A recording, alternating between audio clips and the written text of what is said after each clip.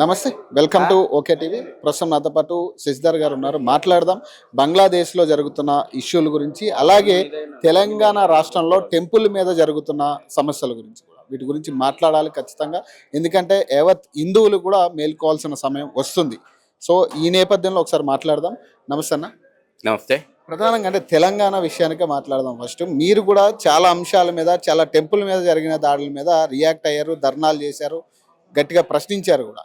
కనీసం ఇప్పట్లో ఒక్కదాని మీద కూడా ఒక నిందితుడిని అరెస్ట్ చేసినట్టుగా కానీ, ఒక నిందితుడిని చూపించినట్టుగా కానీ ఎక్కడా కూడా కనపడట్లే. ఏం జరుగుతుంది తెలంగాణ లోపల రజాకర్ ఎజెండా అమలు జరుగుతుంది. మతోన్మాద శక్తులు దేవాలయాలను ధ్వంసం చేసేటువంటి పని యథేచ్ఛగా సాగిస్తున్నారు. దేవాలయం దగ్గర దీని మీద దాడి జరిగినప్పుడు సీసీ కెమెరాలు పనిచేయవు. పోలీసులకు రాత్రి ఎవడో పిచ్చోడు కనబడతాడు. కాబట్టి మతి స్థిమితం లేనటువంటి వాడు దాడులు చేస్తున్నారని చెప్పేసి చేతులు దులుపుకుంటారు. ఇది జరుగుతుంది.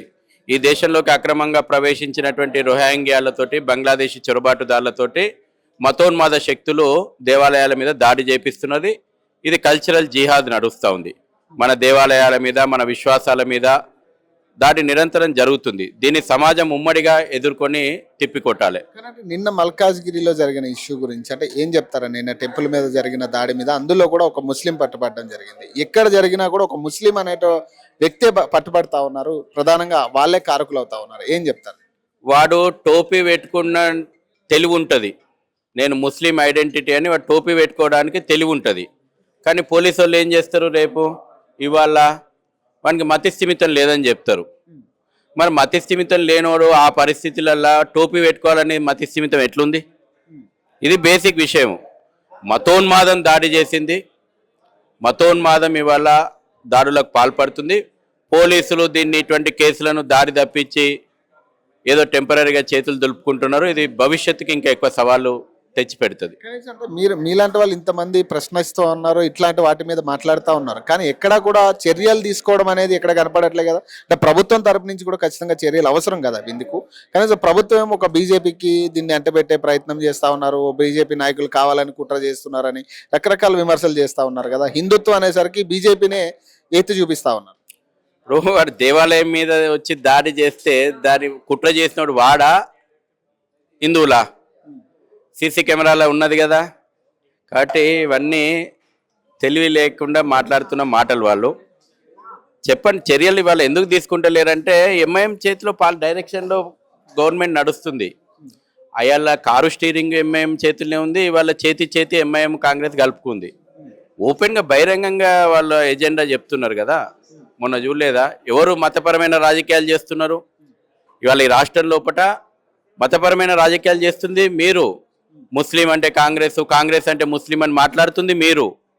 రజాకార్ల పార్టీకి చేతులు కలిపింది మీరు. రజాకార్ ఎజెండాను అమలు చేస్తా అని చెప్తుంది మీరు. ఇక్కడి ప్రజలను వేధించినటువంటి నిజాం సమాధులకు ఒంగొంగి సలాం కొడుతుంది మీరు. బాబాసాహెబ్ అంబేద్కర్ ఆలోచనలకు విరుద్ధంగా, రాజ్యాంగ ఆదర్శాలకు విరుద్ధంగా ముస్లింలను మతం ఆధారంగా రిజర్వేషన్లు ఇస్తా అని చెప్పుతుంది మీరు. ఈ దేశం లోపల ముస్లింలకే మొదటి హక్కు ఉంటుందని సాక్షాత్తు ప్రధానమంత్రి హోదాలో ఉన్నటువంటి మన్మోహన్ సింగ్ తోటి మాట్లాడించింది మీరు. మతపరమైనటువంటి రాజకీయాలు మీరు చేస్తున్నారు.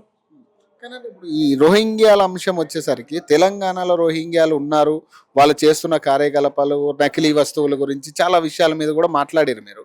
కానీ దాని మీద ఎక్కడా కూడా ఇప్పుడు యాక్షన్ తీసుకున్నట్టుగా కానీ, ఇప్పుడు రోహింగ్యాలు పెరగడం వల్ల కూడా ఈ దాడులు ఎక్కువ అవుతున్నాయి అనుకోవచ్చా హిందువుల మీద? ఇవాళ కేంద్ర ప్రభుత్వం లెటర్ రాస్తుంది. ఇక్కడ రాష్ట్ర ప్రభుత్వం రోహింగ్యా బంగ్లాదేశ్ అక్రమ చొరబాటుదారులను గుర్తించి అరెస్ట్ చేయండి, తిప్పి పంపుదామని. ఈ రాష్ట్ర ప్రభుత్వాలు లెటర్ రాస్తున్నాయి, మేము చూస్తున్నాం, పరిశీలిస్తున్నాం, మేము సెర్చ్లో ఉన్నాం వాళ్ళు ఎక్కడున్నామని. మరో పక్కన ఈ రాష్ట్రానికి హోంమంత్రిగా పనిచేసినటువంటి ఒక వ్యక్తి బాలాపూర్లో పోయి అదే రోహింగ్యాలకు షెల్టర్ ఓపెన్ చేస్తాడు, అదే రోహింగ్యాలకు రేషన్ వంచొస్తాడు. మళ్ళీ కేంద్ర ప్రభుత్వానికి మాత్రం లెటర్ రాస్తాడు, మేము పరిశీలిస్తున్నాం, మేము సెర్చ్లో ఉన్నాం అనేది. కాబట్టి ఇది సంతుష్టికరణ రాజకీయాలు. ఇవాళ కూడా ఒక పక్కన ఈ రాష్ట్రం లోపల రోహింగ్యాలకు, బంగ్లాదేశ్ అక్రమ చొరబాటుదారులకు రేషన్ పండుతుంది ప్రభుత్వము. నిన్ను మాత్రం రేపు సంక్రాంతికి ఊరికి పోతందుకు 1.5 ఫేర్ అదనంగా వసూలు చేస్తుంది రాష్ట్ర ప్రభుత్వం. అంటే హిందువుల తరపు నుంచి ఏం చెప్పదలుచుకున్నారు ఫైనల్గా ఇప్పుడు రాష్ట్ర ప్రభుత్వానికి కానీ లేదా ఇట్లా దాడులకు పాల్పడుతున్న వాళ్ళకి కావచ్చు ఏం చెప్పదలుచుకున్నారు? ప్రభుత్వాలలో రాజకీయ పార్టీలు వస్తుంటాయి పోతుంటాయి, కానీ వాళ్ళ ప్రజలందరూ కూడా ఆలోచన చేయాల్సింది మన భవిష్యత్తు.